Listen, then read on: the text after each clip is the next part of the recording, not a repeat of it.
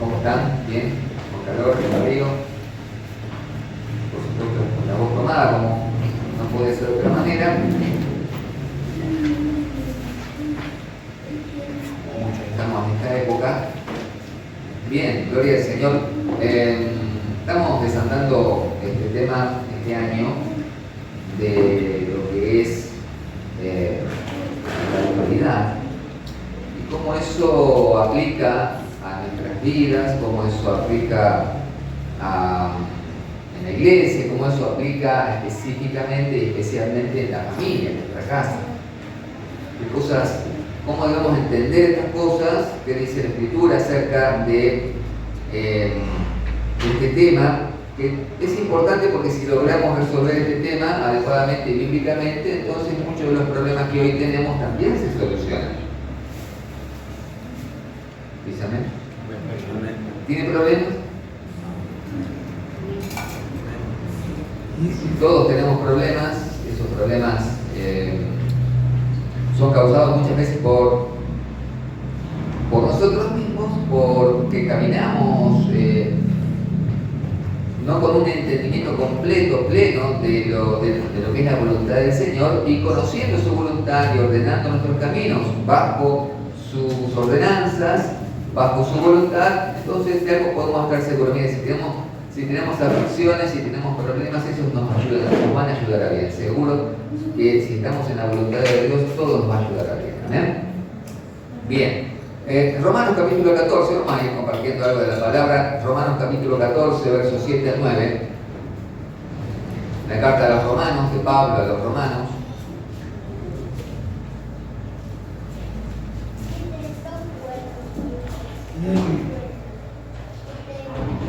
La carta de los Romanos capítulo 14, versos 7 al 9.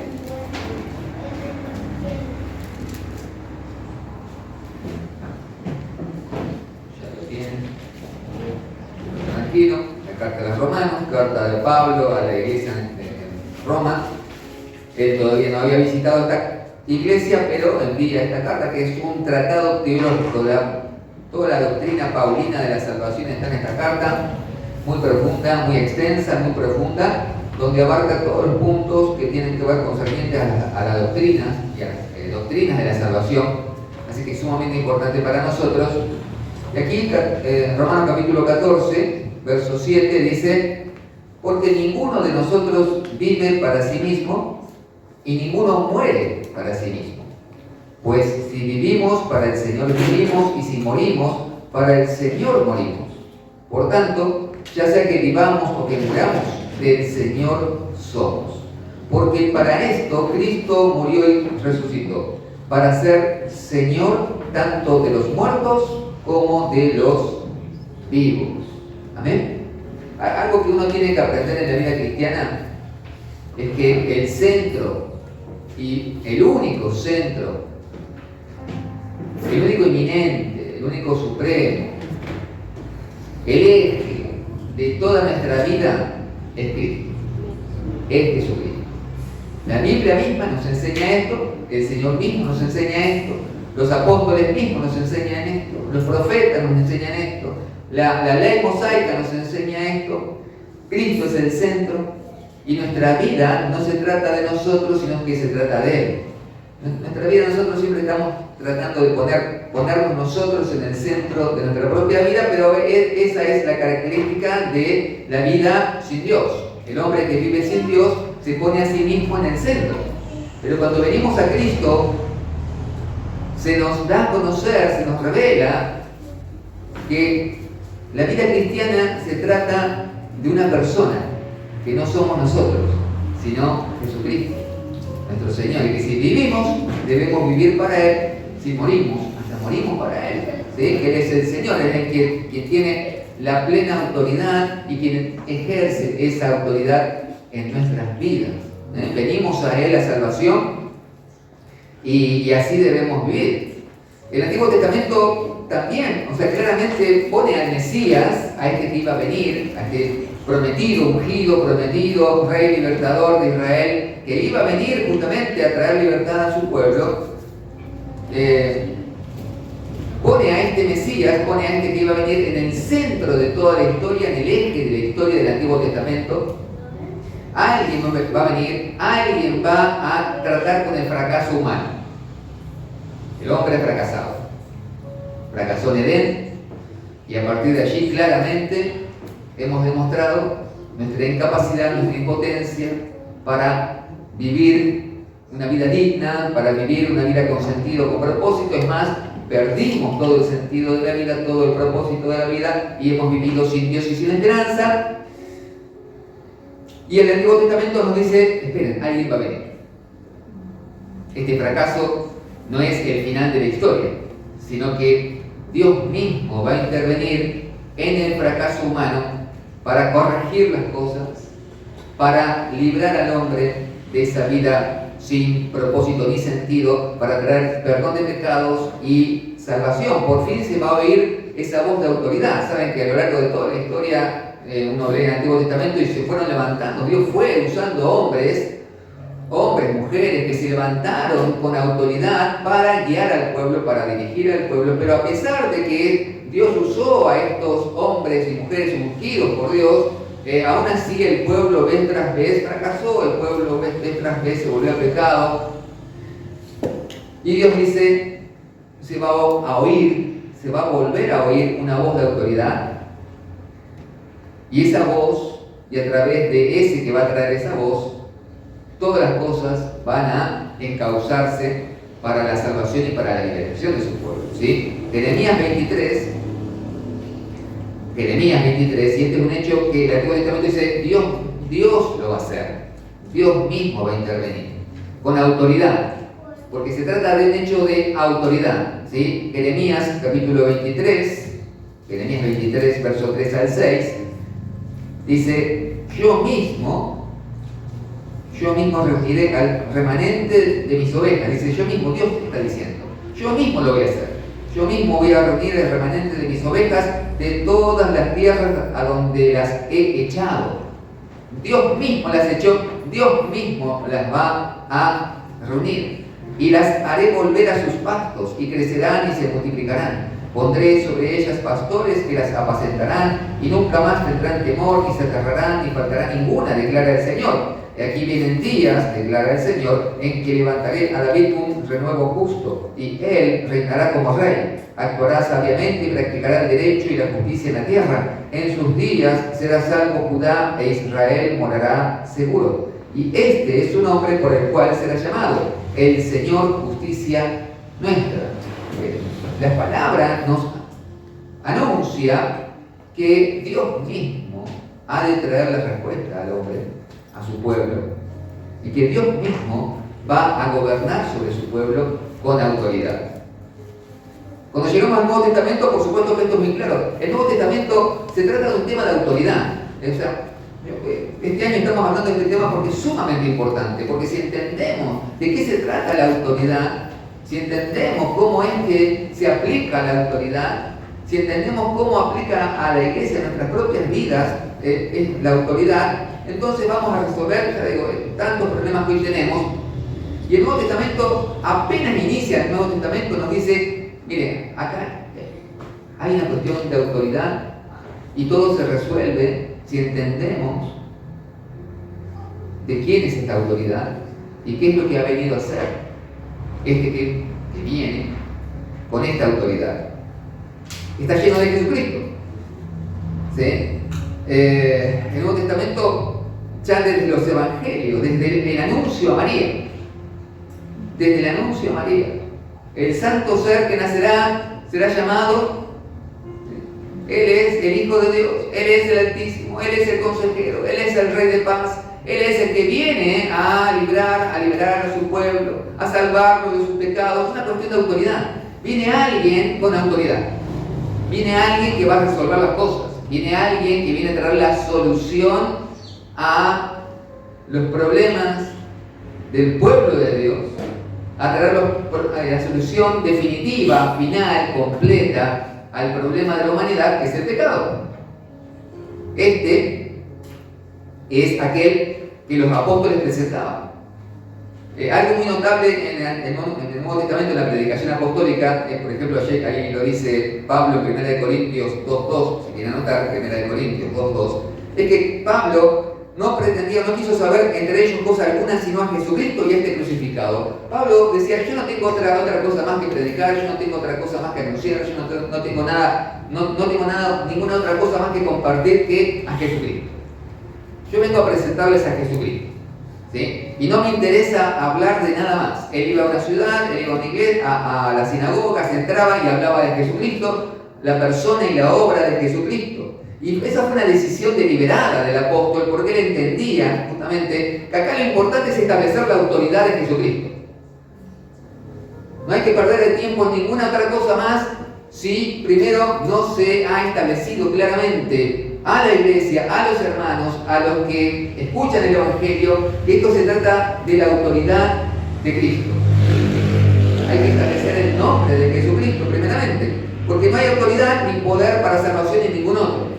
Así que Pablo no entraba a la sinagoga hablándoles de Moisés, hablándoles de Jeremías, hablándoles de sí mismo, hablándoles de Pedro, hablándoles de Pentecostés. Él entraba a la sinagoga y donde encontraba a un inconverso, él le hablaba de Jesucristo y de Cristo como Señor. ¿Sí? No, Jesucristo viene a solucionar tu problema. No, Jesucristo es el Señor. No, pero Jesucristo, venía Jesucristo que te va a hacer un milagro, te va a resolver las situaciones en tu casa. No, Jesucristo es el Señor. No perdí tiempo en ninguna otra cosa más que en presentar claramente que Jesucristo es el Señor, porque el centro del mensaje es Jesucristo. Y sin Jesucristo, mire, sin Jesucristo la Biblia no tiene sentido. Sin Jesucristo la palabra de Dios no tiene ningún significado, porque Jesucristo llena de significado la Biblia. No es Moisés quien llena de significado la Biblia, no es Pablo el que llena de significado la Biblia. Usted saque a Jesucristo de la Biblia y este es un libro sin ningún significado. ¿Sí? Usted saque a Jesucristo de su vida y su vida no tiene ningún significado. Porque el que llena nuestras vidas y le da significado es Jesucristo. Pero Jesucristo Señor. Jesucristo el Señor. ¿Sí? Jesucristo como quien Él es, claramente revelado por su palabra. Así que Pablo hacía esto, no le interesaba ninguna otra cosa más. Él arrancaba diciendo que Jesucristo es el Señor. No, pero hablemos de otra cosa. Veamos cómo podemos acercar a la gente a la iglesia. Jesucristo es el Señor. Y si eso no está establecido, entonces ¿para qué queremos que venga? ¿Se ha preguntado eso? Si no establecemos eso de entrada, que es lo más importante, si de entrada usted no pone el cimiento, no puede construir nada. Si lo primero que usted hace no es colocar claramente la piedra angular, entonces todo lo que usted pretenda edificar se va a caer. Lo que tiene que estar colocado y colocado primeramente y firmemente y claramente es Jesucristo y Jesucristo como Señor. ¿Sí? Si en nuestras vidas eso no está colocado firmemente, nuestras vidas se desmoronan. Si en nuestras iglesias eso no está colocado firmemente, nuestras iglesias se desmoronan. Si nuestros ministerios, ¿sí? Esto para que pensemos también qué hacemos con nuestros ministerios, qué es lo primero que hacemos cuando servimos al Señor, ¿qué es lo primero que establecemos claramente? Bueno, no, vamos a poner metas, objetivos, o vamos a establecer el señorío de Cristo. Y sobre eso vamos a edificar. Sobre eso vamos a construir. Sobre eso vamos a poner objetivos. Sobre eso vamos a poner metas. Sobre eso vamos a proyectar. Sobre eso vamos a edificar. Pero si esto no está colocado, mejor no hagamos nada, porque todo se va a caer. ¿Sí? Así que Pablo era como eso. Ahora ya no se ve. Y me contaron, porque yo no había nacido todavía, que antes existían, antes no había redes sociales, no había pantallas LED, no había el camioncito, lo que pasa con las publicidades para las campañas políticas, no había todo eso. ¿Cómo se hacía la publicidad? ¿Cómo se hacían las propagandas? Estaba el hombre sándwich y el hombre cartel, ¿no? que se ponía un cartel adelante, cartel atrás, y acá tenía la propaganda, lo que quería decir, y así caminaba y hacía esa publicidad, caminaba por las calles y gritaba y decía y anunciaba. Bueno, Pablo casi que se compara con un hombre que tenía, era una pancarta viviente: Jesucristo es el Señor. Y entraba a la sinagoga: Jesucristo es el Señor, grandote, ahí adelante de él. ¿Sí? Era lo único que él tenía para anunciar, lo único importante que él tenía para anunciar. Y él se aseguraba a sí mismo de que eso fuese la prioridad de su ministerio y de su servicio al Señor, de que esa verdad estuviese claramente establecida allí donde él hablara, allí donde él fuera. Esto fue claramente la prioridad de Dios en cuanto al ministerio de su Hijo acá en la tierra. El Padre dio a conocer la autoridad de su Hijo, le dio autoridad a su Hijo, pero también manifestó con señales, con prodigios, con maravillas, quién era este Jesús. Y lo que claramente establece este ministerio, esta acción de la Trinidad, Padre, Hijo y Espíritu Santo, es que focalizan sobre la autoridad de aquel que ha venido. Jesucristo se movía de acá, se movía de allá. Jesucristo decía: escucharon que fue dicho, pero yo les digo. Jesucristo hablaba con su propia autoridad, perdonaba pecados en su propio nombre, con su propia autoridad. Hacía esta señal, aquella señal, aquel levantaba, echaba fuera demonios con su propia autoridad. Él no invocaba en la autoridad de Moisés, en la autoridad de la ley, en la autoridad de Dios. Con su propia autoridad echaba fuera demonios. Usted ve que el ministerio de Jesús fue una cuestión de autoridad. Y él estableció, y todo lo que hizo, lo hizo con su propia autoridad y con las manifestaciones de autenticidad del Padre. El Padre autenticó el ministerio de su Hijo: este es mi Hijo amado, en quien tengo complacencia. Y en el monte de la transfiguración hasta fue más claro: a Él oye. Dios diciendo a Cristo, solamente a Cristo hay que escuchar. Él es el que tiene la voz de autoridad. Él es la autoridad. Todo lo que Él dice debe hacerse, porque Él es la autoridad. El ministerio del Señor en nuestras vidas es una cuestión de autoridad. Cuando nosotros vivimos nuestra vida cristiana, debemos preguntarnos: ¿quién tiene la autoridad?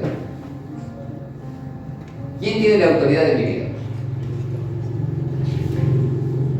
Pero no una respuesta, ¿sí? Porque todos aprendemos la respuesta. Es más, yo le estoy enseñando la respuesta. Cuando alguien te pregunte: bueno, ¿quién es la autoridad en tu vida?, tenés que contestar: Cristo.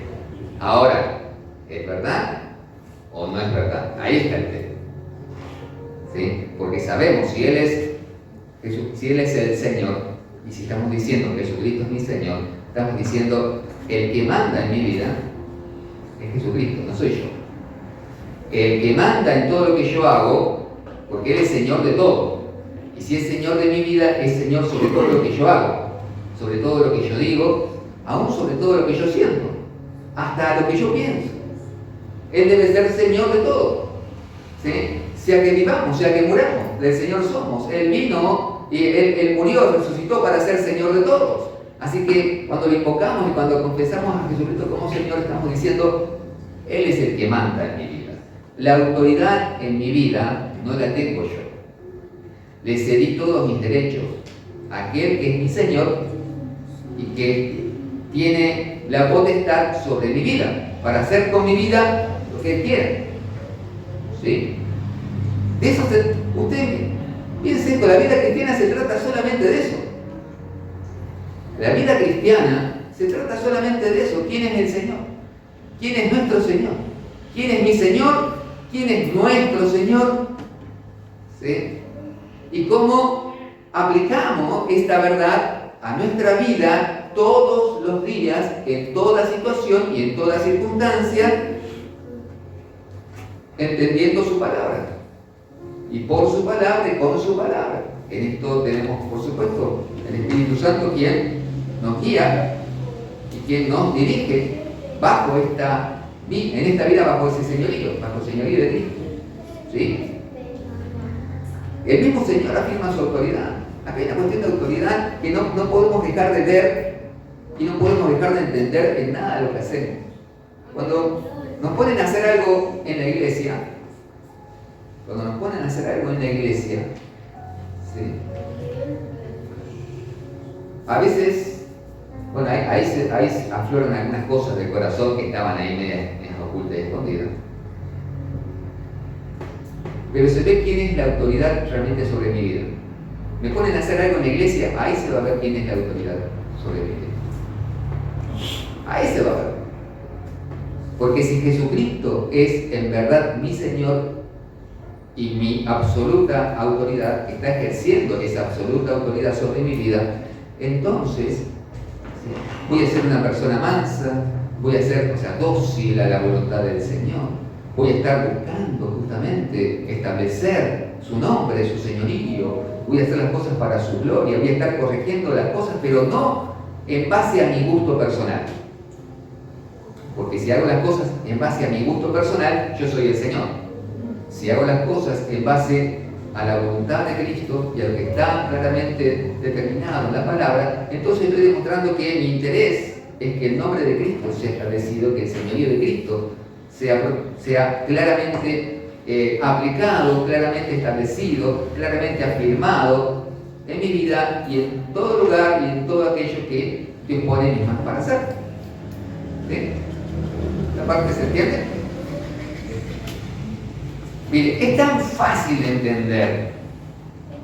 Perdón, pastor, que muchas veces uno cuando escucha la palabra de autoridad como que le tiene recelo, porque nosotros hemos intervenido tanto, el ser humano, y hemos transversado la palabra autoridad con autoritarismo. Y pensamos que la autoridad de Cristo sobre nuestras vidas es realmente buena cuando uno se somete bajo la voluntad del Señor. Encontramos que allí está nuestra vida, nuestra bendición, todo lo bueno viene de Dios cuando lo obedecemos. Ahora, nos cuesta a nosotros someternos, y más también, como ustedes dicen, cuando nos toca trabajar, y siempre estamos nosotros de por medio, y nuestra humanidad y nuestra carnalidad, y a veces nosotros mismos ejercemos autoritarismo que no viene de parte del Señor, no es lo que Dios nos demanda. Sí, por eso esta verdad es muy clara, muy simple. Para Adán y para Eva en el jardín de Edén también era una verdad muy clara, muy simple. O sea, podés comer de todo árbol del huerto, pero menos de este. ¿Sí? ¿Y qué hicieron Adán y Eva? Bueno, comieron ese, justamente. Una cuestión de autoridad, de que ellos se pusieron por encima de la palabra de Dios, por encima de la autoridad de Dios. No se sujetaron a la voluntad de Dios.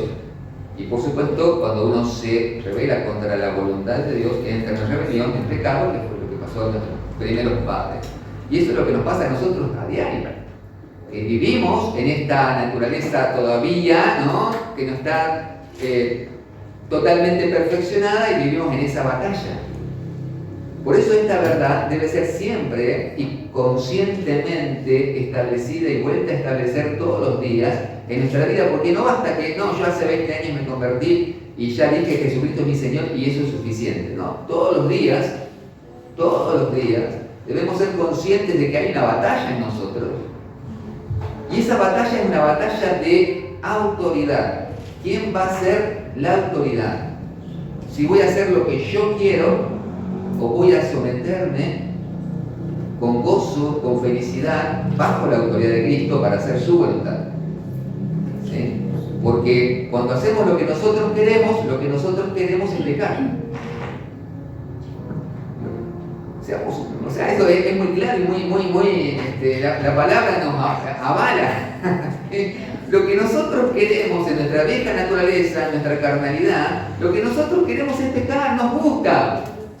No, estamos, nuestro corazón, nuestra naturaleza corrompida está inclinada indefectiblemente hacia el mal, hacia el pecado. Nuestros pensamientos, siempre cuando nosotros estamos luchando entre nuestros pensamientos y los pensamientos del Señor, que son más altos que nosotros, siempre nos encontramos con que nuestros pensamientos nos inclinan al pecado, pero los pensamientos de Dios nos inclinan al bien, nos llevan, nos conducen al bien, a la bendición, a la alegría, a la paz. Cuando nosotros queremos hacer nuestra voluntad siempre está apartada de la voluntad de Dios, porque nuestra voluntad siempre nos lleva hacia el pecado, y nosotros debemos establecer claramente la autoridad y el señorío de Cristo para negarnos a hacer nuestra voluntad y hacer la voluntad de Dios, y aprender que en esa voluntad hay gozo, hay paz, hay consuelo, hay saciedad, y comenzar a vivir día tras día de esa manera. ¿Sí? Por eso digo que es muy fácil decirlo, pero esto implica una batalla que es a veces muy cruda en nuestro interior, muy, a veces hasta cruel en nuestro interior, ¿sí? Entre nuestros deseos y los deseos, entre los deseos de la carne y los deseos del espíritu, ¿sí? Pero si nosotros hemos establecido claramente quién es la autoridad, quién es verdaderamente la autoridad, entonces conscientemente y voluntariamente nos vamos a rendir. Y cuando tengamos esta lucha, vamos a decir, mi voluntad, no voy a hacer mi voluntad porque acá estoy yo y está el pecado. Voy a inclinar mi corazón delante de Dios para hacer su voluntad. No voy a rendir, porque Él es el Señor. Es una cuestión de autoridad. ¿Quién tiene la autoridad y a quién yo voy a reconocer esa autoridad? El señorío de Cristo sí es un concepto teológico, sí es una definición teológica, sí es una doctrina bíblica, pero es una cuestión práctica de todos los días. El señorío, la autoridad. ¿Quién manda? ¿Quién manda verdaderamente? Y en eso entendemos que va a haber una batalla en nosotros, pero que la Biblia claramente avala la autoridad de Cristo. La Escritura claramente avala que Él es ese que iba a venir, ese que tiene la voz de autoridad, ese que habla, ¿sí? Y es hecho. Es más, Jesucristo dijo, cualquiera pues que me oye estas palabras y las hace, las compararé a un hombre prudente que edificó su casa sobre la roca. Está diciendo, cualquiera que escucha mi palabra y la hace, le voy a comparar con un hombre prudente, con un hombre inteligente, con un hombre sensato, que está haciendo las cosas realmente productivas y que van a producir. Ahora, alguien que escucha y no hace, le compararé a un hombre insensato que edificó su casa sobre la arena. Acá sabemos, bueno, vivimos en la zona de la costa y nadie hace una casa sobre la arena. Es más, si vemos que alguien hace una casa sobre la arena, ¿qué le vamos a decir? No seas tonto, esa casa no va a soportar nada. ¿Sí? Hacerte un buen cimiento. O no estamos preocupados cuando hacemos, si alguien acá se hizo su propia casa, ¿qué es lo que más le preocupaba? Tener un buen cimiento. Y después vemos, pero si no tenemos un buen cimiento, tratemos de, bueno, mira, esta zona está media complicada, hay mucha... no cambie el micrófono. Esta zona está muy floja. Mis padres hace unos años vendieron en Santo Tomé, querían construir en Paraná, querían comprar un terreno sobre la barranca del Paraná, enamorados del río Paraná, querían construir una casa ahí.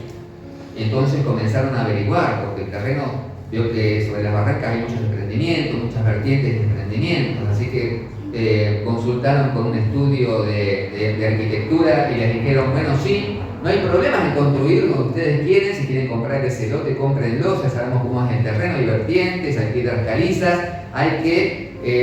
pero no se hace allí, la clase de cimiento que se hace allí es distinta a las demás construcciones, ahí hay que pilotear, hay que meter pilotes de 10 metros, de 15 metros, hay que anclar la casa 15 metros bajo tierra. ¿Y cuánto sale eso? No. 5 veces más que una construcción normal. Ah, bueno, gracias, fueron y compraron hecho en otro lugar, ¿no? Porque era imposible solventar ese costo. Ahora, anclar nuestra vida sobre Cristo a nosotros no nos cuesta nada, porque todo le costó a Cristo. para nosotros es gracia. El cimiento, nosotros no tenemos que colocar el cimiento ya está colocado. Y el cimiento es suficiente para soportar nuestra vida. El cimiento es suficiente. Es extraordinariamente fuerte, irrompible, firme, estable, inamovible, que puede soportar nuestras vidas. Imagínense, hemos tratado de que nuestras vidas estén soportadas por otras cosas, proyectos, sueños, y no han podido. Hemos tratado de que nuestra vida esté soportada, colocar todo el peso de nuestra vida sobre nuestra familia, sobre nuestros sueños, sobre nuestros trabajos, aún hasta sobre nuestros ministerios, y no han podido soportarlo, ¿no? Y todas esas cosas no pueden soportar nuestra vida. Es demasiado peso. Nuestra vida es demasiado pesada, porque hay dolor, hay sufrimiento, hay enfermedades, hay angustias, hay aflicciones. Hay muchas cosas buenas, sí, hay muchas cosas buenas y bellas, pero todas esas cosas buenas y bellas también añaden peso. Y sí, es lindo tener hijos, es lindo formar una familia, es lindo tener sueños, es lindo tener un emprendimiento, es lindo poder estudiar, es lindo poder tener un buen trabajo, pero todas esas cosas van añadiendo peso y peso y peso y peso y peso a la vida. ¿Quién va a soportar eso? ¿Quién tiene la fortaleza? ¿Quién tiene el poder para soportar tu vida? Bueno, Cristo, el único, ¿sí? El único. Y este cimiento está anclado en el cielo, no en esta tierra, anclado en el cielo, ¿sí? Así que es seguro poner nuestra vida sobre Él. Sabemos que todo lo que no ponemos sobre Él cae, ¿sí? Cae. Un día Jesús, vamos a ir a las aplicaciones prácticas para este día, ¿sí? Por esto ya vengo hablando de esto desde el primer taller de este año, y hemos ido a algunas aplicaciones prácticas, y vamos a ver un par de aplicaciones prácticas, porque toda la Escritura nos habla de la autoridad de Cristo. Cuando Él muere, se nos habla de su autoridad, de la autoridad de su muerte, del poder de su muerte. Él se levanta de los muertos porque Él tiene autoridad. Él asciende porque Él tiene autoridad. Él se sienta a la diestra del Padre porque Él tiene autoridad. Él se aparece a los discípulos y dice: toda autoridad me ha sido dada, en los cielos, en la tierra. Acá no está en discusión quién tiene la autoridad. La discusión es si nosotros nos vamos a someter a esa autoridad. ¿Sí? Un día Jesús va caminando y ve allí la mesa de donde se cobraban los impuestos para el Imperio Romano a un tal Mateo, y le dice: Mateo, seguime. Mateo, sígueme. Mateo 9:9, ¿no? Mateo 9:9, sígueme. ¿Qué hizo Mateo? Se levantó, dejó todo y decidió. Una cuestión de autoridad. Porque vos seguís a aquel a quien le reconoces esa autoridad. Mateo la reconoció inmediatamente. Este es a aquel a quien hay que seguir. Este tiene autoridad. Este es digno de que le sigamos, que nos entreguemos a Él. Hace lo mismo con los hijos de Zebedeo, ¿sí? Que estaban pescando. Síganme. Pescaron sus redes, a su padre, y le siguieron.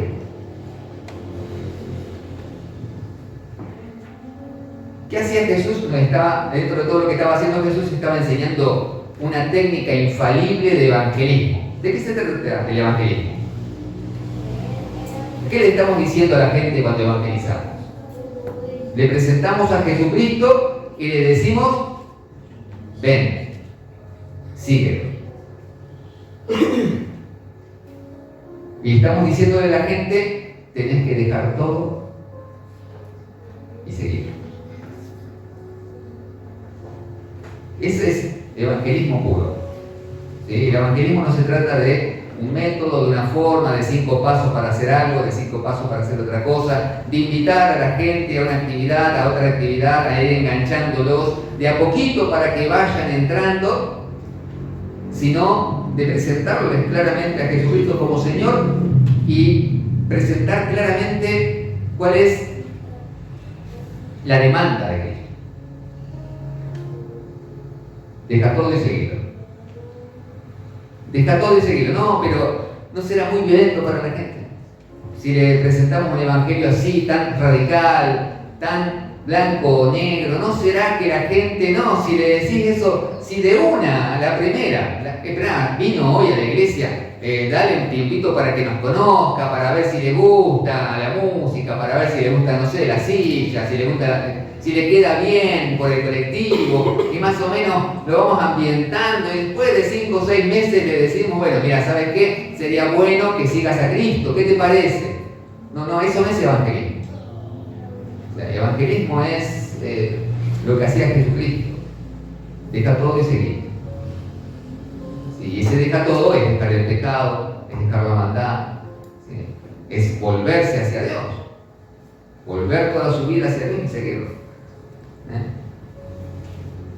Claro, nosotros si hacemos eso, hoy nos miran como... Bueno, nosotros en la iglesia hacemos eso, pero será por eso que no hay mucha gente que se ha ido. Pero somos claros.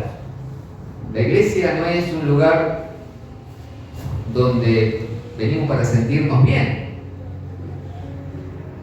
A veces no nos sentimos bien.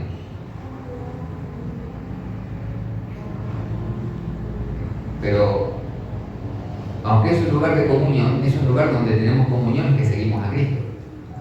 Verdadera comunión que seguimos a Cristo, lo que hemos dejado todo y seguimos a Cristo. Y aunque haya muchos problemas entre nosotros, mientras seguimos a Cristo, sabemos que todo eso, de alguna manera, el Señor lo va a encaminar, nos va a dar sabiduría para corregirlo, y que finalmente alcanzaremos lo que Dios quiere que alcancemos. Pero no podemos tener comunión, no hay comunión entre la luz y las tinieblas. Porque ahí sí, hay problemas en la comunión, cuando todos somos cristianos, hay problemas en la comunión, sí. Pero más problemas hay cuando no todos somos cristianos. Cuando no todos seguimos a Cristo. Ahí sí que hay problemas que no tienen solución. Que por más que queramos solucionarlo, no hay solución. Pero quienes seguimos a Cristo sabemos que si seguimos al mismo Señor, hay una respuesta, hay una solución. Cuando todos nos sometemos a su voluntad. Cuando se termina el me parece a mí, mi opinión o tu opinión, y todos hacemos su voluntad, seguro que allí va a estar la respuesta y la solución.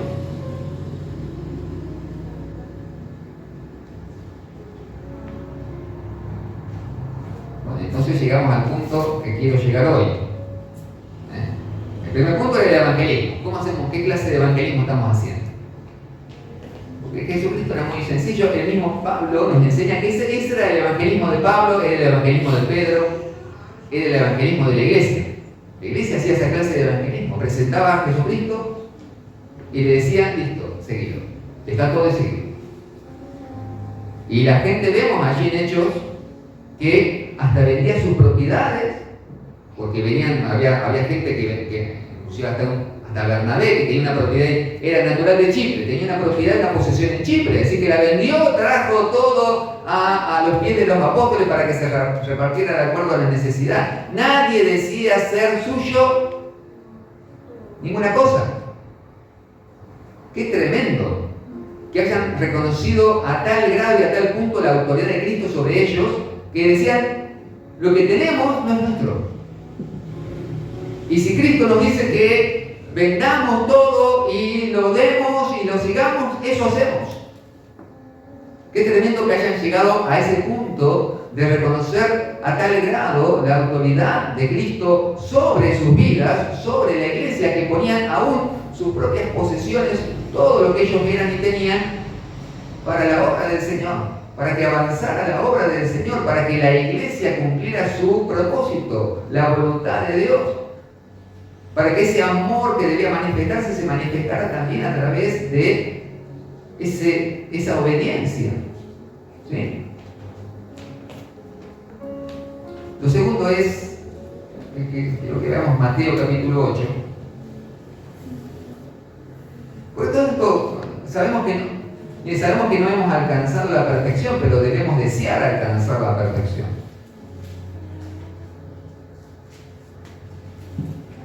Sabemos que estamos lejos de aquella iglesia de Hechos de los Apóstoles, pero sabemos que eso también es para nosotros, no es una experiencia que quedó allí en la historia y que es para que la miremos y para que la colguemos en un cuadrito, ¿no? Esa gente realmente vivió de esa manera. Y el Cristo que tuvieron ellos es el mismo Cristo que tenemos nosotros. El Espíritu Santo que ellos experimentaron y gozaron es el mismo Espíritu Santo que hoy está con nosotros. Es el mismo poder, es la misma autoridad, es la misma palabra, son los mismos mandamientos. Es más, son los mismos corazones porque no eran superhombres, no eran supermujeres, no era una iglesia que no tuviera problemas, también tenían problemas, lo vemos, ¿no? Y cuando surgió el problema en el servicio a las mesas, de que las viudas judías o de origen palestino tenían un mejor servicio, ¿no? Que las viudas de origen griego, también judías pero de origen griego, o sea, fuera no nacidas en Palestina. Y que había una acepción de personas y cómo eso tuvo que ser corregido, pero tuvo que ser corregido y pudo ser corregido. Porque había una autoridad omnipresente sobre la iglesia y todos seguían a esa autoridad. Y cuando se establecía, cuando los apóstoles decían, elijan a 7 varones de buen testimonio, llenos del Espíritu Santo, para que sirvan a las mesas, todos dijeron, amén, esto es voluntad de Dios. Reconocieron la voluntad de Dios, reconocieron que esto venía del Espíritu Santo, y todos dijeron, amén, esta es la solución, hay un problema, pero acá está la solución, lo vamos a corregir. ¿No? O sea, que no es que no va a haber problemas, pero junto con los problemas van a estar las soluciones. Y en esas soluciones se engrandece el nombre del Señor, se glorifica el Señor. ¿Sí? No hay que tener miedo a los problemas en la iglesia. No hay que tener miedo a los problemas en la iglesia. Hay que tener temor de no tener las soluciones. ¿Sí? De no estar siguiendo a aquel que tiene la solución, de no estar reconociendo la autoridad de aquel que tiene la solución. De eso hay que tener temor. Pero problemas va a haber, seguro. No es a los problemas a los que le tenemos que tener temor. Mateo capítulo 8, versos 8 y 9. Quiero que nos detengamos un poco, a ver si podemos meditar un poco juntos en esto. Espero que podamos hacerlo, que nos animemos por ahí a hacerlo. Mateo capítulo 8, versos 8 y 9.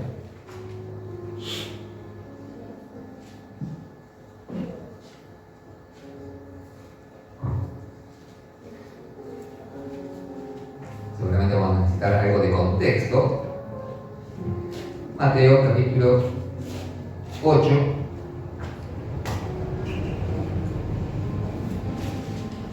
¿Estoy bien?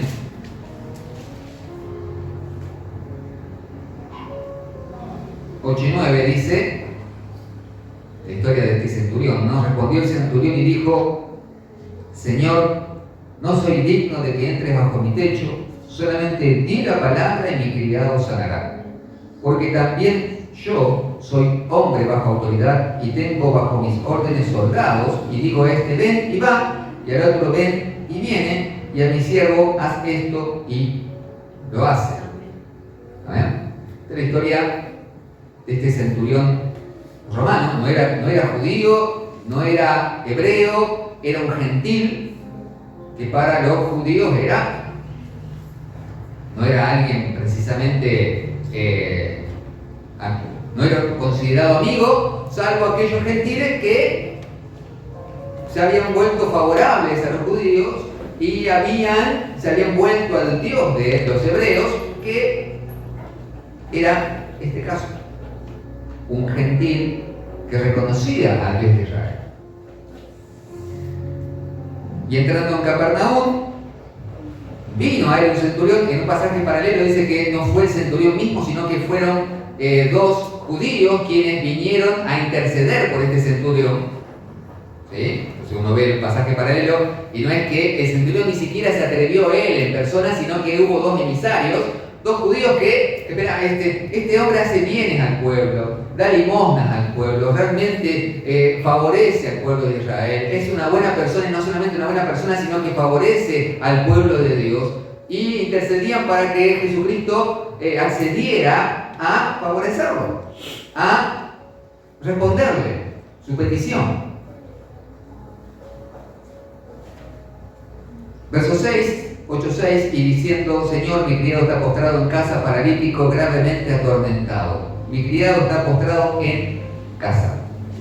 No era un soldado, era evidentemente alguien muy estimado por este centurión. Estaba en su casa, bajo su cuidado, él lo cuidaba.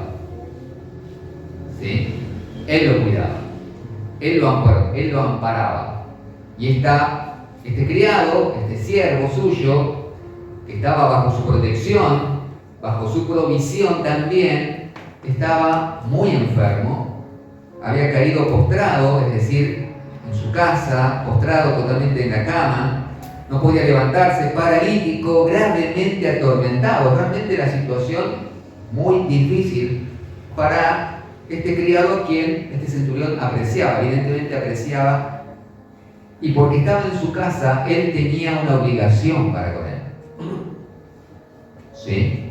Evidentemente, si él lo había, posiblemente servía en su casa, pero por el hecho de estar en su casa, él tenía una obligación para con él. Era en su casa. Esto estaba pasando en su casa. Y este criado estaba en su casa, paralítico, gravemente atormentado. Y Jesús le dijo: yo iré y lo sanaré. Qué tremendo, ¿no? Yo iré y lo sanaré. Respondió el centurión y dijo, y aquí es donde responde el centurión, verso 8: Señor, no soy digno de que entres bajo mi techo. El hombre se reconocía pecador.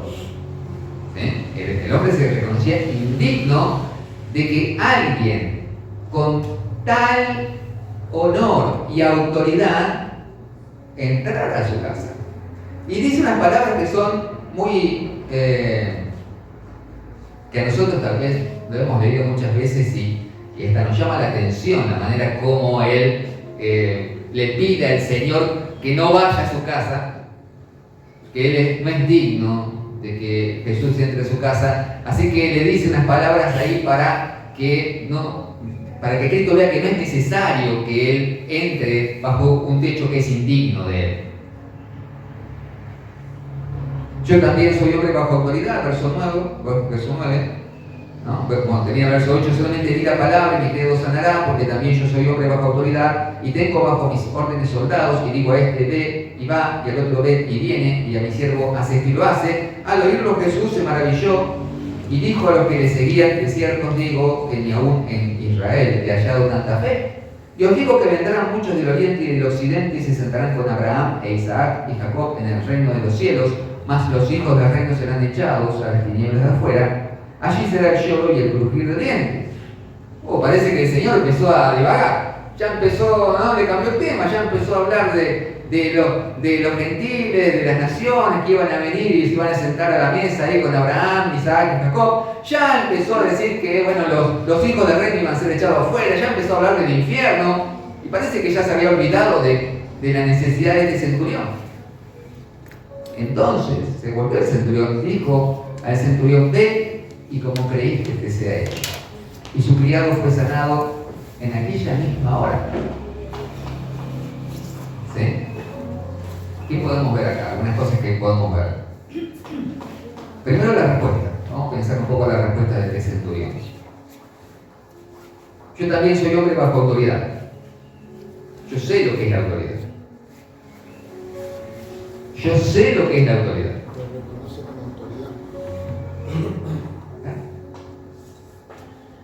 Yo tengo soldados. Yo soy una autoridad, soy un centurión, tengo 100. Yo soy un centurión.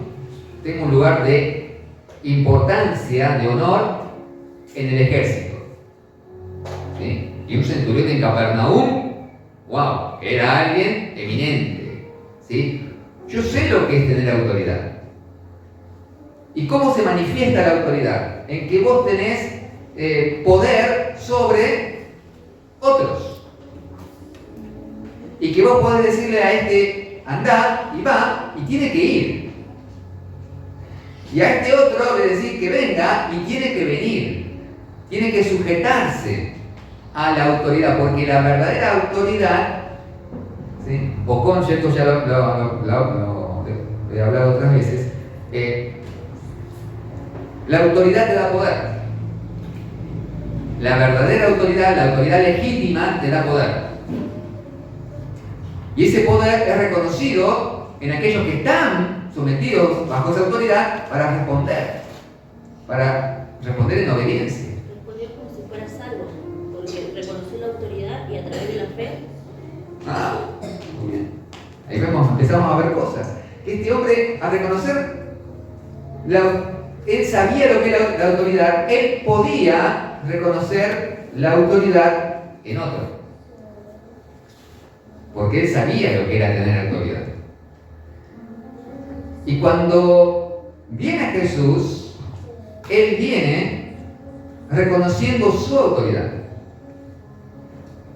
Yo soy una persona con autoridad, yo reconozco a otro con autoridad, yo sé cómo es esto, yo sé cómo es este tema de la autoridad, el poder, la obediencia, yo sé cómo funciona el tema de la autoridad. Yo sé cómo funciona.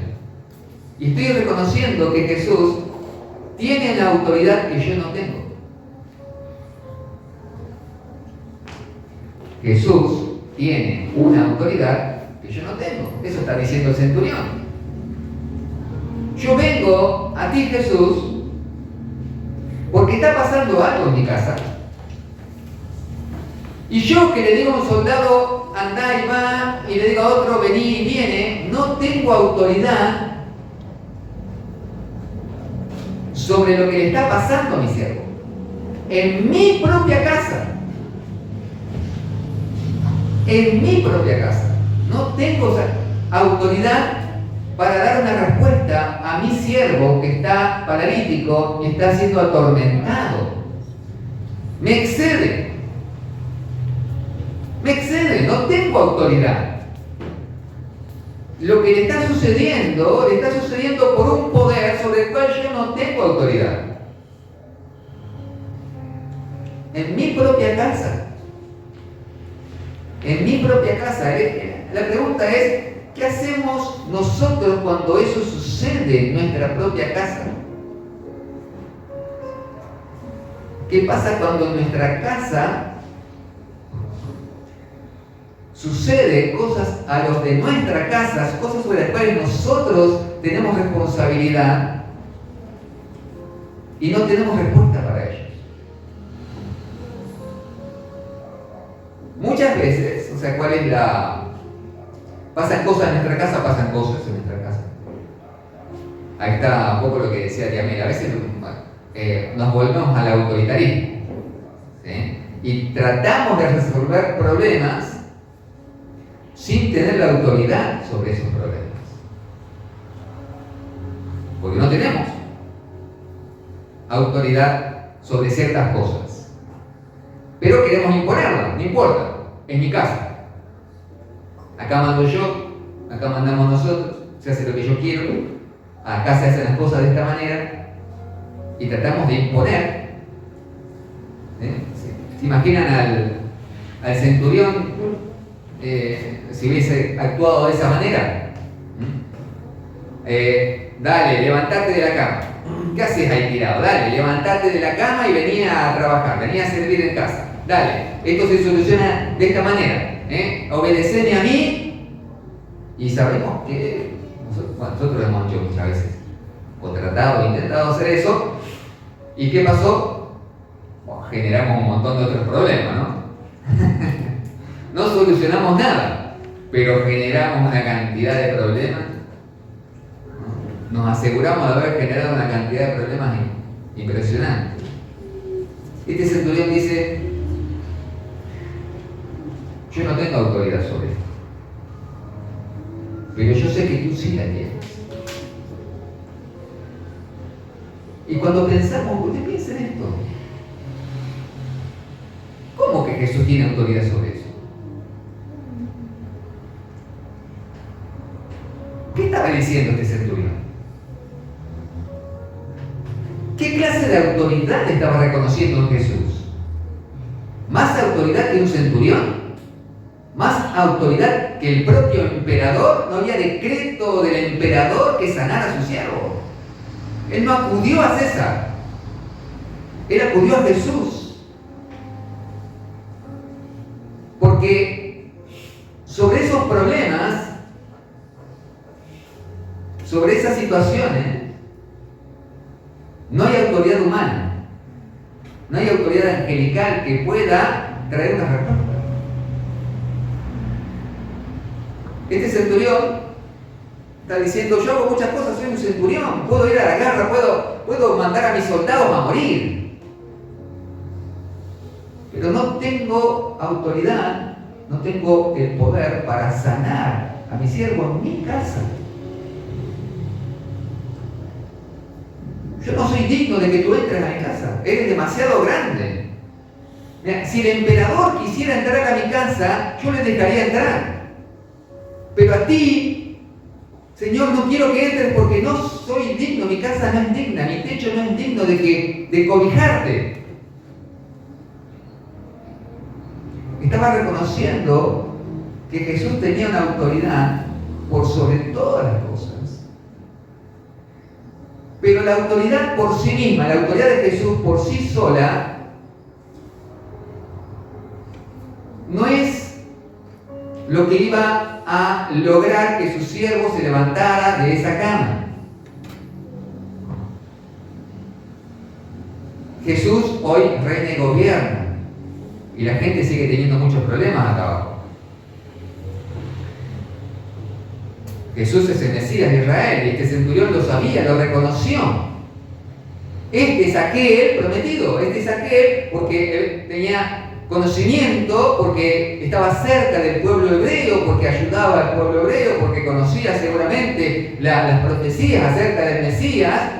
Reconoció que este era aquel de quien hablaba la Escritura. Así que este es el que tiene la autoridad. Este es el que tiene la autoridad.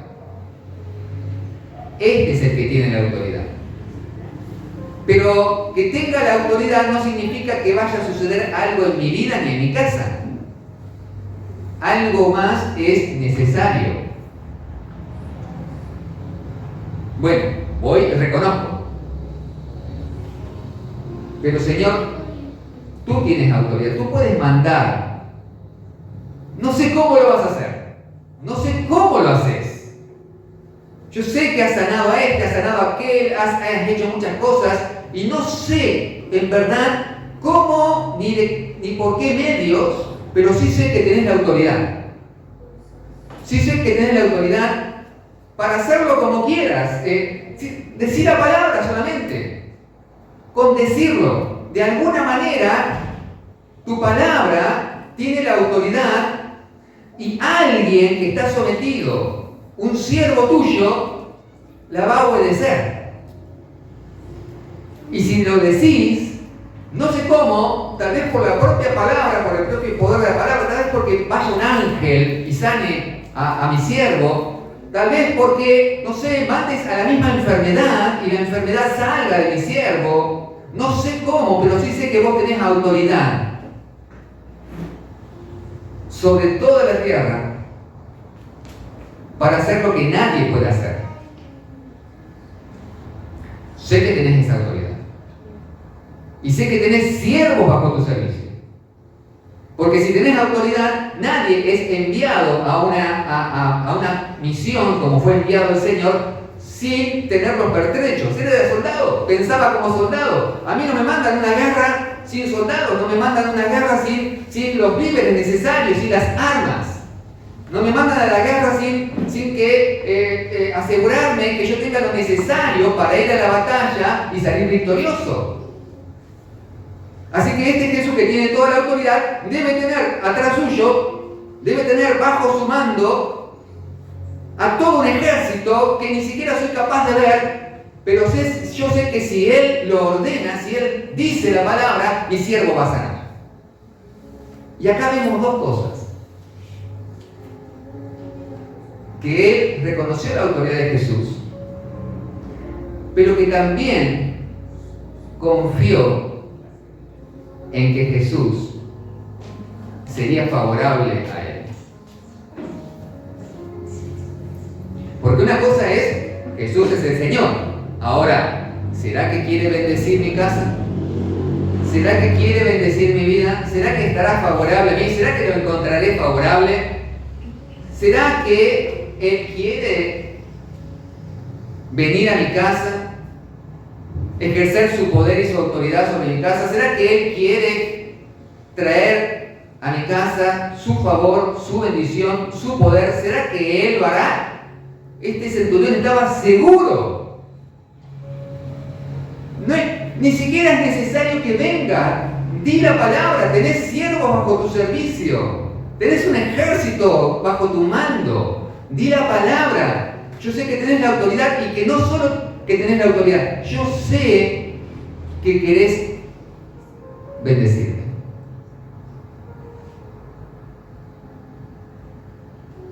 Y para eso, este centurión tuvo que hacer algo y lo hizo, está implícito, no lo vemos explícito, pero está implícito.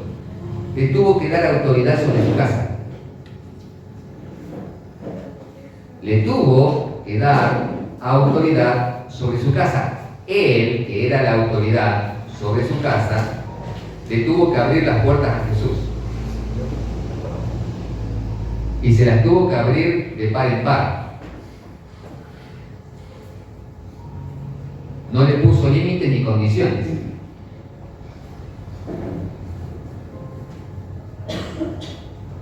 Así que si iba a pasar algo, no solamente era por reconocer la autoridad de Cristo, no solamente por creer que Cristo quería bendecirlo, sino que también el centurión tenía que abrirle las puertas de su casa. Tenía que cederle a Cristo todos los derechos sobre su casa.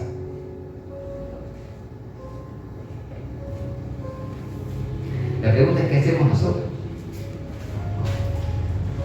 Porque Cristo dijo: de cierto os digo que ni aún en Israel he hallado tanta fe. Yo voy de pueblo en pueblo, de ciudad en ciudad, no me abren las puertas. Me reconocen, me siguen, quieren que multiplique los panes, los peces, que sane, que haga esto y aquello, pero no me abren sus casas. Predico en los caminos. Predico allí, bueno, Pedro me abrió su casa, listo, ahí entré. Es más, después de esto, recién Pedro se ve que lo invitó a su casa y le sanó la suegra. Recién después de esto, parece que empezaron a caer las fichas a los discípulos. Verá, tengo que dar la autoridad sobre mi casa. Tengo que dejarlo entrar a mi casa, pero no como un invitado. Cristo no viene como invitado, no entra como invitado a nuestra casa. Él entra como Señor o no entra a nuestra casa. Y quienes debemos reconocerle esa autoridad y ese derecho somos nosotros. Cristo no está bajo nuestra autoridad en nuestra casa. ¿Qué significa esto? No es que Cristo solamente, mira, si Cristo solamente puede hacer en tu casa lo que vos le dejás hacer, entonces no va a hacer nada. Porque Él no ocupa segundos lugares, eso también ya lo hablamos, no ocupa segundos lugares, no está bajo la obediencia de nadie, no se sujeta a nadie porque Él es soberano, Él es Señor, Él es Dios. Somos nosotros los que tenemos que someternos bajo su autoridad, bajo su dominio, bajo su gobierno. Y esto es algo que es práctico. Queremos, primera pregunta, ¿creemos que Él tiene toda autoridad? ¿Creemos que Él es el Señor? ¿Creemos que Él tiene el poder para solucionar esos problemas que están en mi casa? Que nadie tiene el poder para solucionarlos. Nadie. Pensá en los problemas de tu casa. ¿En verdad creemos que nosotros los vamos a solucionar? ¿En verdad creemos que con nuestra super sabiduría y entendimiento vamos a poder solucionar esos problemas? ¿Podemos solucionar otros problemas? Bueno, hay que comprar azúcar, voy y compro azúcar. Bueno, si tengo 1.000 pesos voy y compro azúcar. Y si no, veré de qué manera. ¿Esas cosas podemos solucionarlas? Sí. Por gracia de Dios. Pero en verdad, la paz en tu casa, el gozo de tu casa, la bendición en tu casa, el que todos vengan a salvación, el que haya reconciliación en tu casa, el que de pronto el matrimonio, los hijos y todos quienes están bajo tu techo, de pronto todos quieran hacer un devocional. Todos comiencen a leer la Biblia, todos empiecen a querer venir a la iglesia, todos sin que vos se lo digas, se empiezan domingo temprano, ¿no? Empiezan a prepararse ¿y qué están haciendo? Nos estamos preparando para ir a la iglesia y todos sepan que no importa lo que suceda, van a la iglesia, va a llover, y todos saben, busco el paraguas. No te preguntan, vamos a la iglesia hoy, sino que van y buscan el paraguas porque saben que van a la iglesia. Quieren ir a la iglesia. ¿Quién va a hacer eso? ¿Con nuestra autoridad lo vamos a hacer?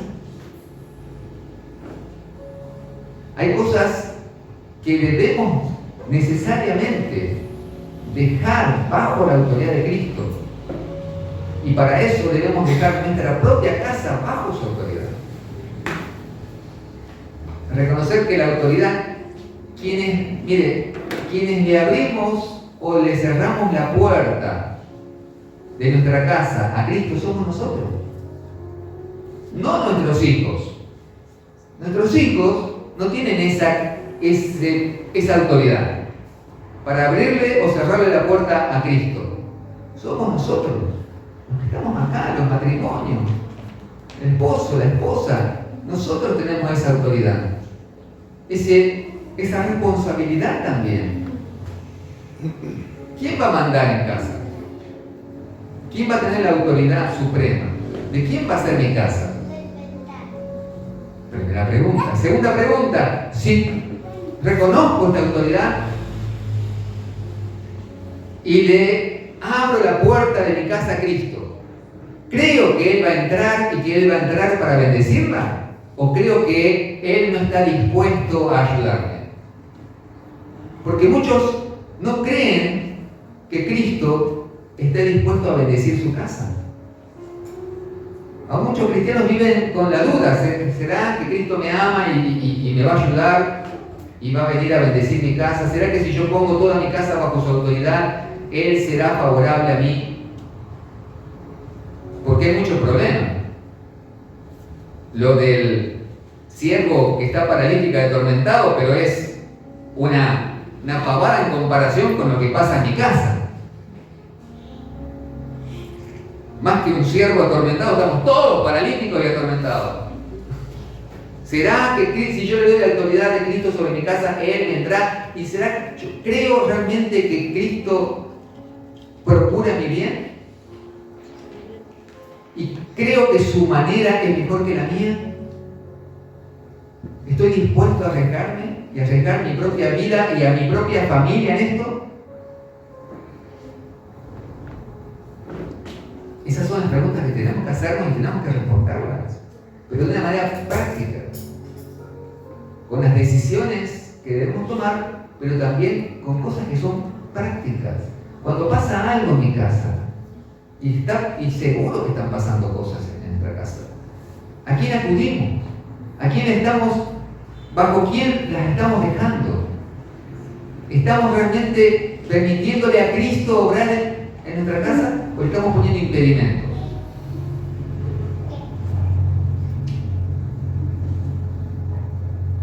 Miren que esto son cosas prácticas. Son cosas prácticas.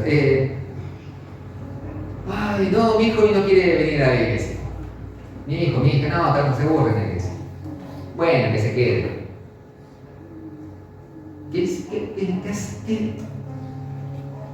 ¿Qué hicimos cuando hicimos eso? Le impedimos a nuestros propios hijos que vengan a Cristo. No, pero en la iglesia pasan muchos problemas. Sí, pero claro. Sí he visto llorar a mis hijas en la iglesia por los problemas que hay en la iglesia. Pero vamos a la iglesia. Porque había que permitirle a Cristo obrar. Confiar en que Él iba a obrar en sus corazones, que Él iba a obrar, que si yo no se lo impedía, Cristo iba a hacer la obra. Que si yo no le ponía obstáculos y condiciones a Cristo, Cristo iba a hacer la obra. Él iba a hacer mucho mejor que yo, que mi parte era favorecer su presencia, favorecer su voluntad, favorecer su autoridad en mi casa. Y no es que seamos perfectos tampoco en eso, sino que día tras día debemos esforzarnos conscientemente en que sea así. Y que si hemos cometido un error, bueno, que mañana no lo cometamos, corregirnos. Pero debemos confiar en su autoridad. Esto es una cuestión de reconocimiento y confianza en su autoridad y en que Él realmente nos ama y quiere favorecernos. Va a entrar a nuestra casa a bendecir nuestra casa. Viene a bendecir nuestra casa, no a destruirla. No, pero yo desde que dejé de entrar a Cristo, mi casa es un volcán. Pasan cosas que antes no pasaban. Y seguramente va a haber esa batalla espiritual y el que va a tener que doblar sus rodillas y clamar y rogar somos nosotros. Y vamos a aprender. Yo creo que nadie aprende a orar hasta que no tiene problemas en su casa, hasta que no tiene un hijo enfermo. No, en verdad no aprendemos a orar como debemos orar, con lloro, con clamor, hasta con desesperación, hasta que no tenemos, porque bueno, los problemas de la iglesia, listo, bueno, de alguna manera alguien lo va a solucionar, Teodoro lo va a solucionar, listo, me voy a mi casa, duermo tranquilo, le dejo todo el paquete, de alguna manera, mañana me dirá qué hay que hacer, pero llego a mi casa, ¿a quién le vas a delegar todo eso? Ahora, cuando aprendemos en nuestra casa todas estas cosas, entonces las traemos a la iglesia, y ya no es, Teodoro se va a hacer cargo, no, oremos, clamemos, lloremos si es necesario. Así como lo hacemos, como hemos aprendido a hacerlo en nuestra casa, porque esta también es nuestra casa, esta también es nuestra familia. Lloramos con los que lloran, reímos con los que reímos, pero también en nuestra casa no nos da lo mismo que alguien no venga, que alguien se pierda, que alguien deje de venir. No, clamamos, rogamos, y hay problemas, pero pedimos, clamamos. Pero le hemos dado a alguien la autoridad y creemos que Él bendice su casa. Tiene el poder para hacerlo. Quiere hacerlo. No solamente que puede, quiere hacerlo. Nos ha prometido que lo va a hacer. Y en esto, sí, Cristo demanda que le abramos nosotros la puerta. Creo que esto es un sentido medio figurado, ¿no? Porque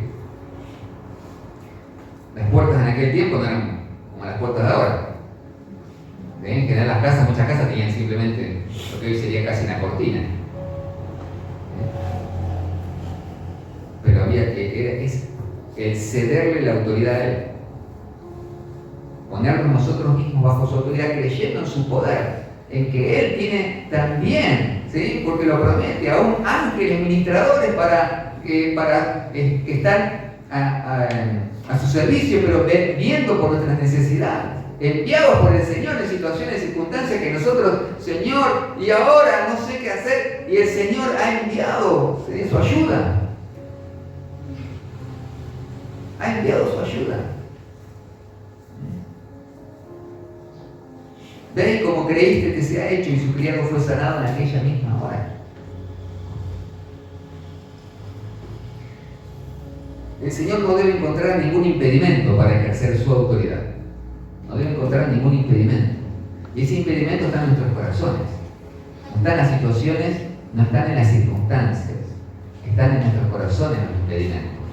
Somos nosotros los que le impedimos al oponernos a su voluntad, a resistirnos a su voluntad. Y no es que Él no tenga poder para hacernos a un lado y obrar, sino que justamente Él viene a obrar primeramente en mi corazón, porque Él vino a bendecirme.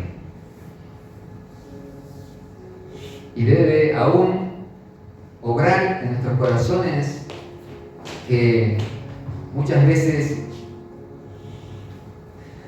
pretenden tener autoridad que no tienen. Pretendemos tener una autoridad muchas veces que no tenemos. soluciones que no tenemos, hermano.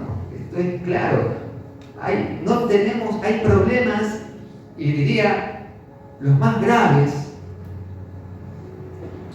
sobre los cuales no tenemos respuesta. Y no la tenemos. Humanamente no la tenemos.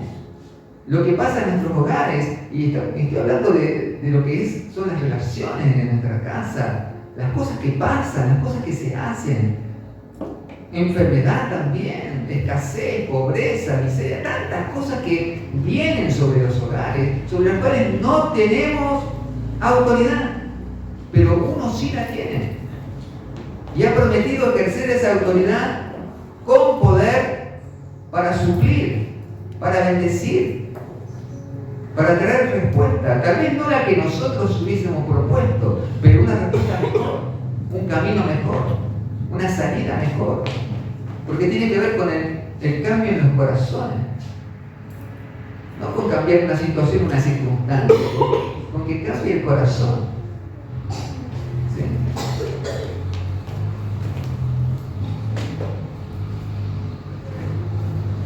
En ti serán benditas todas las familias de la tierra, le dijo el Señor a Abraham, Génesis 12:3. Nuestra respuesta es a estas cosas, ¿sí? A estas promesas del Señor, en ti serán benditas todas las familias. Y es interesante ver cómo el Señor no dice, en ti serán benditas todas las personas, sino todas las familias. Porque el Señor está pensando, esto es muy claro, que piensan en la familia.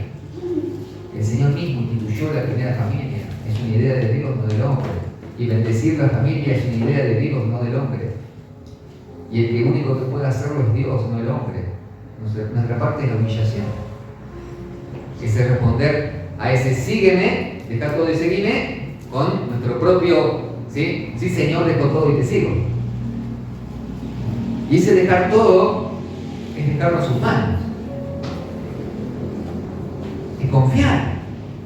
Todo eso a su infinita sabiduría, a su infinito poder. Y nuestra parte es simplemente seguirlo, creyendo, obedeciendo, humillándonos personalmente. ¿Sí? Esta historia del centurión, Dios quiere hacer nuestra propia historia. Dios quiere que esté siendo nuestra propia historia. ¿Sí? Que podamos identificarnos con este centurión y podamos decir, la verdad, yo soy ese. Yo soy ese, sí, también soy una persona bajo autoridad, con autoridad. ¿Sí? Le digo a este, hago esto, hago aquello, hago cantidad de cosas y logro un montón de cosas en mi vida, pero yo soy el Señor que si mi casa no está bajo tu autoridad, si mi casa no está bajo tu poder, bajo tu bendición, entonces lo que se me avecina es un desastre. Es un gran desastre, una gran calamidad. Y tal vez alguno está pasando por ese desastre, por esa calamidad.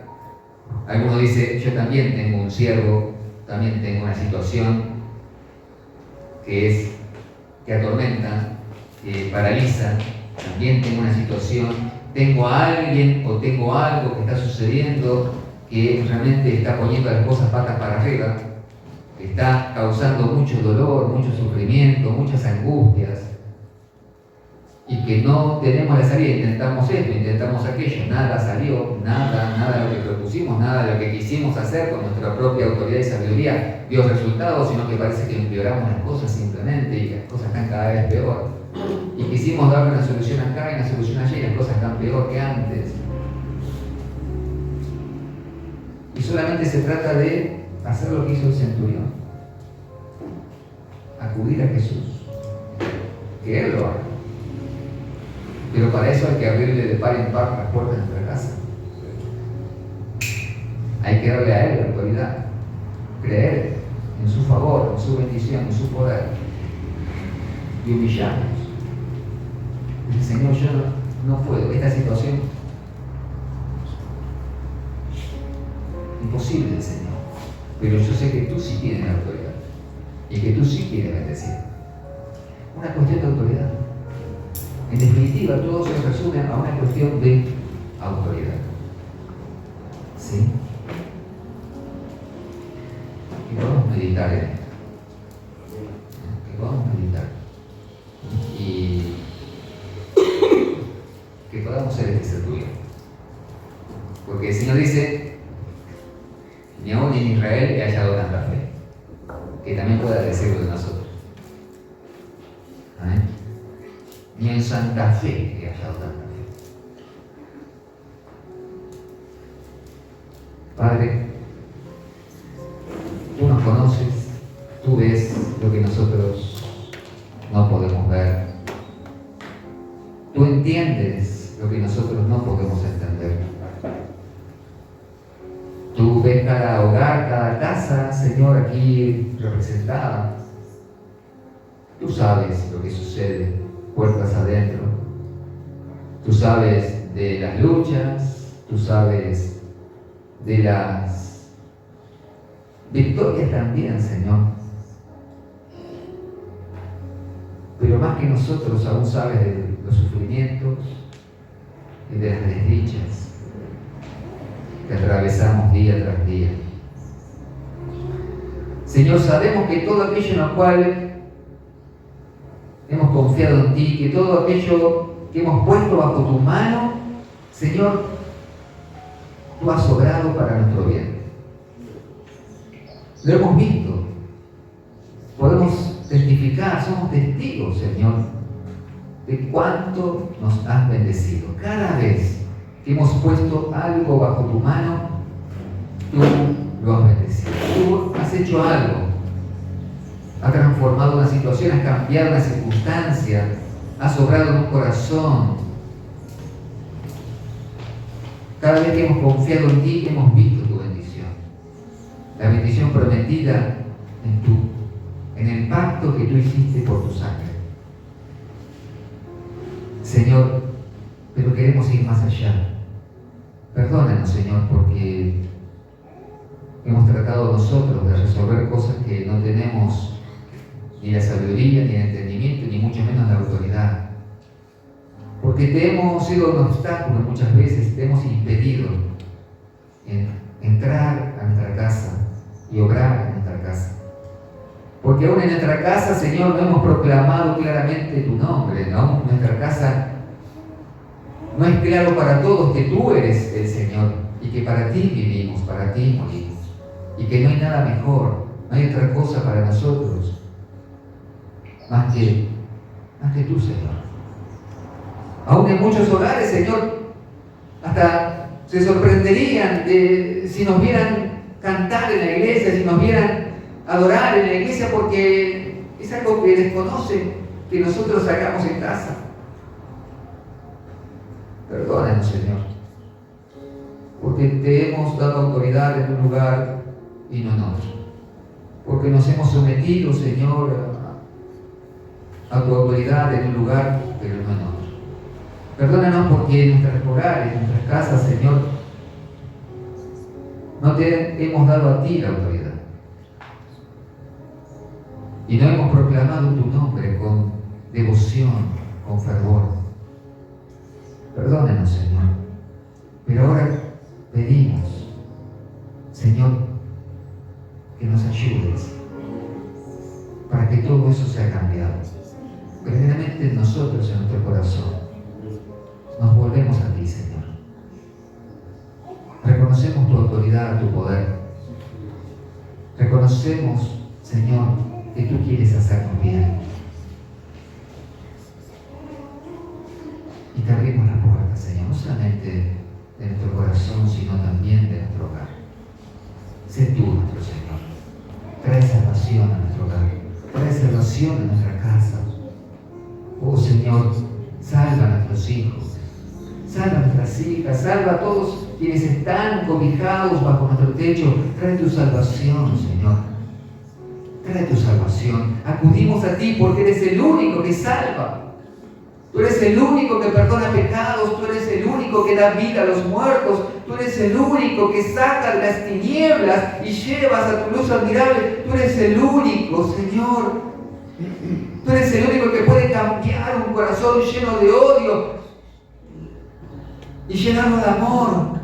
Tú eres el único, Señor, que puede cambiar una situación, una circunstancia angustiante. Tú eres el único que puede llevarnos a pastos delicados. Tú eres el único que puede sacarnos del valle de sombra y de muerte. Tú eres el único, nuestro buen pastor, nuestro gran pastor, nuestro bendito pastor. Ayúdanos, Señor. Ayúdanos, Señor. Trae salvación a nuestra casa. Señor, reconocemos, Señor, tu autoridad y tu poder. Y pedimos tu bendición, Señor. Envía tu palabra, tu presencia, tu Espíritu Santo, Señor. Oh, Señor, bendice mi casa, bendice mi vida, bendice, Señor, a cada integrante, a cada uno de los que están viviendo en mi casa, sea pequeño, sea grande. Bendícele, Señor. Llega con tu bondad, llega con tu bendición a cada uno. Señor, es tu promesa, Señor, Señor, en la simiente de Abraham, en ti, Señor, serían benditas todas las familias. Y allí también está la mía, Señor. Allí está la mía, Señor. Me reconozco, Señor, que tú estabas hablando de mí, de mi familia, de mi casa, Señor, en esa bendición. Que si me has traído a mí, a mi cónyuge, a mi matrimonio, Señor, a tus atrios, si nos has traído tu presencia, si nos has traído la salvación, Señor, confiamos en que también lo harás por mi casa. Que toda mi casa será bendita. Toda mi familia será bendita. En esa bendición, Señor, que has traído tú, Señor, que has prometido también para mi casa. Ayúdanos, Señor. Ayuda y consuela, Señor, a aquel que está pasando esa situación difícil. Que pueda esperar en ti, Señor. Fortalece el alma angustiada para que espere en ti, para que confíe y espere solamente en ti, para que vea la salvación que tú traes, Señor, para que vea tu salvación, Señor, tu poder. Padre, gracias por tu presencia, gracias hoy, Señor, por estar aquí con nosotros. Gracias por hablarnos, Señor, por bendecirnos. De nuevo, Dios, quedamos delante de ti para que tú obres tu voluntad.